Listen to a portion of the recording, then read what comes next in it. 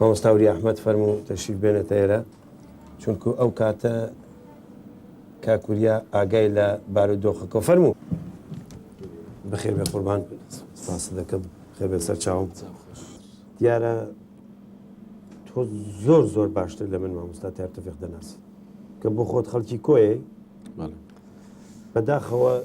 ئێمە لە نێوان چەند پارچەدا یانێ خاکێکین لە نێوان چەند پارچەدا دابەش کراوە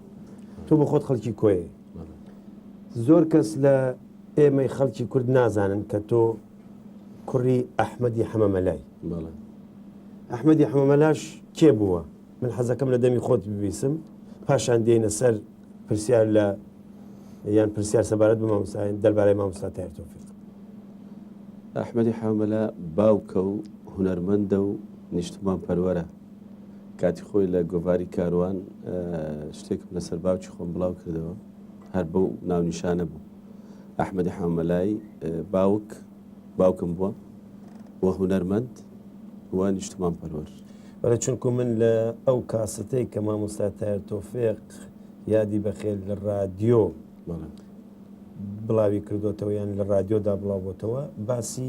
ئەحمەدی حەمەمەلا دەکات و ئەوەش کە من پێشتر چونکو خۆ دەزانیمە ساڵی 1970 من بە خزمەتی جەنابەت گەیشتوم باسی گۆرانی شیرین بەهارە کرا ئەوەی کە من بیستومە گۆرانی شیرین بەهارە هی بابی کاکوری ئەحمەدیانی بابی جەنابتە ئایا ئەمە ڕاستە یان ڕاست نییە؟ بەڵێ کاک ناسرد ئەو شتا ینی بەڕاستی حەزەکەم هەموو لایەک بیزانێت کە ئەو وەکو دیعایەک نییە بۆ باوکی خۆم کردبێ بەڵکو من پاژەوەی چوون بۆ لای برادەرەکانی بابم خوعافویان کە عومەری مام عەوڵا هەیە ئێستاماوە نەخێر ئەمری خۆی کردو بەڵام کاسێتەکەی ماوە لام هەروەها کاک عەونی شاعر کاک عەونیش نەماوە بەڵێ بەس کاسێتەکانیان ماوە کاک فەرهادی کوڕی ماوە کە لەو دانیش نەبوو هەتا کاک عەونی پێکەنی گوتی کوڕی خۆموری یاگوتم بڵێ گوتی ئەو پێویست بەوە ناکات و بێ تەحقیقکەی ئایا شیرین بەهارەی بابتیان نەگوتم بۆ کاک عەونی گوتی چووکە تو بڕۆ گۆڤاری کاروان تەماشا کە ژمارە ئەوەندە شعرێکی منی تێدایە لەسەر شاری کۆیە لەوێ باسم کردو لە بەیتێکدا دەڵێم ئەحمەد و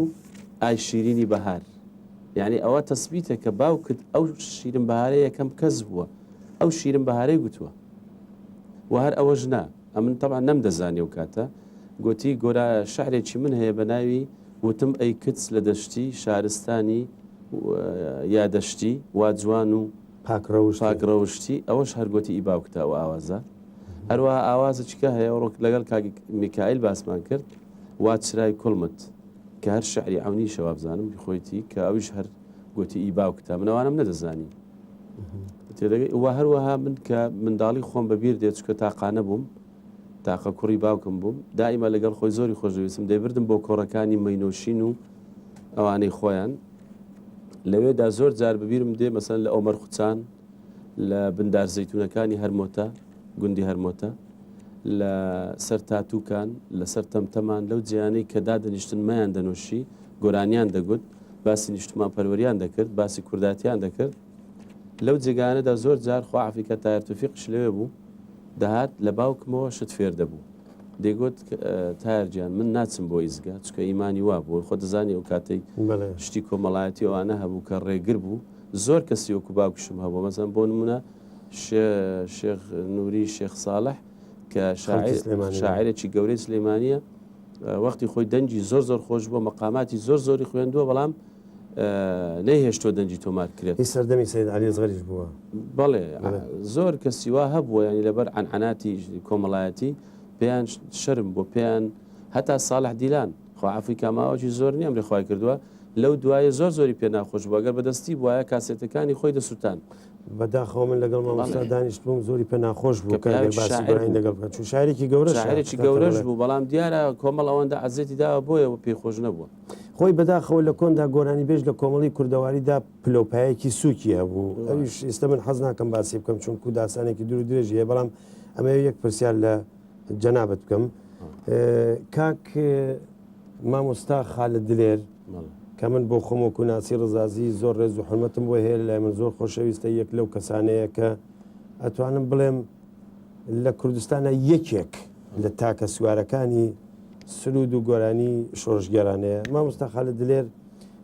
چەند گوتارێکی لەسەر مامۆستا تایرتۆ بڵاو کردێتەوە بەداخۆ من تەنیا یەک ژمارەم دیوە نەمتوانی ژمارەکانی در پەیدا بکەم شتێک کە سەرنجی منی ڕاکێشا لەوێ من تۆزێکیش پێم ناخۆش بوو کە مامۆستا خالد ئاوا باسی دەکات دەڵێت مامۆستا تایرتۆفیق نێتوانی شتی نوێ بڵێ پێش ئەم پرۆگرامەش جەنابەت شتێکت بۆ من گەڕاوە ئایا تۆ بۆ خۆت نەزەرت چییە تۆ بۆ خۆت وەکو کاکووری ئەحمەد تایرتۆفیق مامۆستا تایرتۆفیقت بان کرد کە شتێکی بۆ ئامادە بکەی کارێکی بۆ بکەی شتێک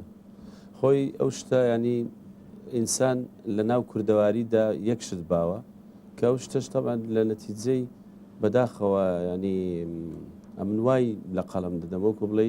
ڕۆشنبیری کەمی ئەوە لە ناو کۆمەلگادا دەنا زۆر زۆر باوە تو کە کەسێکمان لە بوارێکدا زۆر زۆر گەورەیە مەسەن تایرتۆفیق هەموو کورد خۆشی دەوێت لەبەر شیرم بەهارە لەبەر گوڵی سربەستی لەبەر قەلبی من لەبەر ئیشکە ئێستا ڕووی لە هەورازە سەرە و لێژینەکەی لەبەر ساقیەوە بادەوە تا دوایی لەبەر ئەو هەڵس و کەوتە جوانانەی نیشتمان پەروەرانەی سەری دانەدەنەوەند لە بۆ دوژمن بە هیچ شێوەیەک جێی لە ئازار و ئەشکەنجە ئەو شتانە نەبوو ئەو گۆرانی لەسەر کوردستان بە دڵی بە دەیگوت و جێی بە هیچ شتێک نەدەدا لەبەر ئەوە بەڕاستی ئینسان دەبی باسی شتی ڕاستی بکە مەسەرەن تایرتۆفی خوا ئەفریقا دەنگخۆش بوو نیشتمان پەروەەر بوو بەڵام نەی خوێند بوو گۆرانی نەخوێند بوو لەبەر ئەوە قەستەتەوەیە کە مۆسیقای نەخوێن بەڵێ مۆسیقای نەخوێند بوو وەکو گۆرانیش لێرە دەخوێندرێ لە ئەوروپا وەکو علمی سەوت مەسەرەن خەڵک هەیە دەچێ بەس دەبێ بە کۆر طبقەی مەسەلەن باسەیان تەنەرەیان ژن ئالتۆیە یان سوپرانۆیە ئەوانە دەخوێنن نۆتەکەی بەدەستەوەی جەنابەت دیوتە لە تەلەڤیزیۆنەوانە کە پیشانیان لە کۆنسرتەکان کە دەڕۆی نۆتەکە دەخوێنتەوە دەزانی چی دەڵێ چی دەخوێنێ تێدەگەی تایرتۆفیق ئەو شتەی نەخوێندووە لە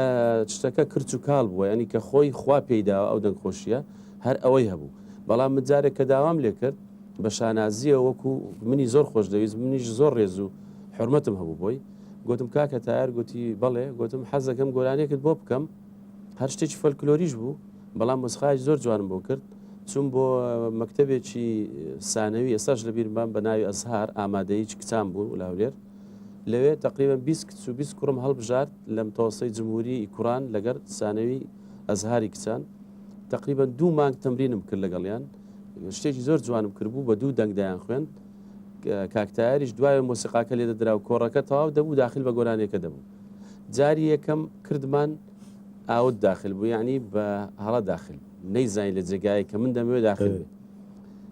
طبعا زۆری لە قەلب ناخۆش بوو حەقیشیتی پیاوێک لەو تەمەنە لەبەر چاوی ئەو هەموو گەنجە غەڵەتی کردووە جاری دووەم پێمانی عادە کردەوە خۆ دەزای نا ئەستۆدیۆ تەنگەبەرە گەرمایە ئەچیزەی تەبرید و ئێرکۆندیشن شانە نییە وەکو ئیزاع و تەلەڤیزیۆناتی خاوەن ئەو کەسانی ئەو میلەتانی کیانیان هەیە و کەسایەتی خۆیان هەیە جاری دوم دیسان مۆسیقاکە لێدا کۆرسەکە دەستی بە گۆرانی گرەوە دیسان هەمان جار نەیتوانێت داخل بین دووەل حاصل دوسێ جاروای لێهات جاری سێم کاکتار دەرچوو بە بێوەی بەم بڵێ هیچ قسەی لەگەم نەکە ڕۆی منیش بە دوای داچووم کەبان دڵی بدەمەوە بڵێم هیچ نییە و نەختێ چایەکی ببینم و دوایە جارشکە بێتەوە سیر دەکەم کاکتار ڕۆیشتووە نەما بەڵێ کە چوم سیر دەکەم لە جادەکەی دەڕوا منیش بام کاکتار گوتی بڕۆ کوڕە گوتم کاکتار وەرە گۆرای کوڕە گوتی بڕۆ وازم لێ بینە ئیترار ئەوە ڕۆیشت و ئەو گۆرانی تەجلیل نەکردەوە دوایە توانیم تەسیری لێ بکەم جارێک کە چوومەوە ماڵوانە دەستی ماچ کرد گوتم کاکە تایار تو خەڵک خۆشی دەوێت دەبی شتێکت هەر بۆ بکەین ئەوە بوو شیرنێ لەیلانێمان بۆ کرد ئەگەر ئەوەش کە برادران داستانی دووری گوتیان دەستی لە پشتۆ بەستراوەتەوە بۆی دەستی نەجوو لێنێتەوە کە تەمان شتیواژ نەبڵێ خۆی من پێم وابێت لەلایەکە ئەو شتانە ڕاستە بەڵام بەداخەوەەوە دەردی گۆرانی بێژی کووردە بۆ ئەوەی کە ئێمە میلەتێکی بندەستین میلەتێکی دابشکراوین دەوڵەتمان نییە نەمانتوانیوە ئاگامان لە کولتور و لە هونەر و لە ئەدەبی خۆمان بێت کارەکانی ئەمە حساسیە دیارەوە وەکو دیفاعنیە و قسە دەکەم چونکو ئەگەر تۆ بتەوێ لە قەدیمەوە یانێ لە کۆنەوە باسی بکەی ئەوی کە لە ناو گۆرانی بێژانی کووردا هەندێک ناوبانگی هەبوو بێت تەنیا مامۆستا عەلی بەردان بووە کە تۆزێک لە سۆلفێژ و لە مەقامات و لەوانی دیکەی زانین، بەڵام پێم وابێ گۆرانی بێژەکانی دیکەی کورد هەمویان ئیحساسی بە هەست یانە بە گوێگرتن و سینە بە سینە فێربوون